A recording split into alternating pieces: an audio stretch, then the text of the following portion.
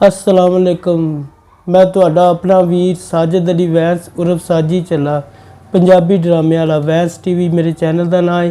ਜਿਹੜੇ ਵੀਰ ਮੈਨੂੰ ਵੇਖਦੇ ਹੋ ਉਹਨਾਂ ਸਾਰਿਆਂ ਵੀਰਾਂ ਅੱਗੇ ਇੱਕ ਗੁਜ਼ਾਰਿਸ਼ ਹੈ ਕਿ ਇਤਵਾਰ ਵਾਲੇ ਦਿਹਾੜੇ ਮੇਰੇ ਵਾਲਦੇ ਮੁਹਤਰਮ ਦਾ ਇੰਤਕਾਲ ਹੋਇਆ ਹੈ।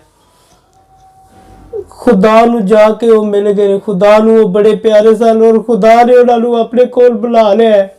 असी खुदा की रजा ते राजी हाँ। तुहाडे अगे है गुजारिश है सारे भाइयों अगे, बजुर्गों अगे, बच्चों अगे, भैनों अगे, मावां अगे कि मेरे वालदे मोहतरम नू दुआवां विच जरूर याद रखियो। उन्हां दे आखिरी दीदार दा मंजर मैं सारे भाइयों अगे पेश कर रहा।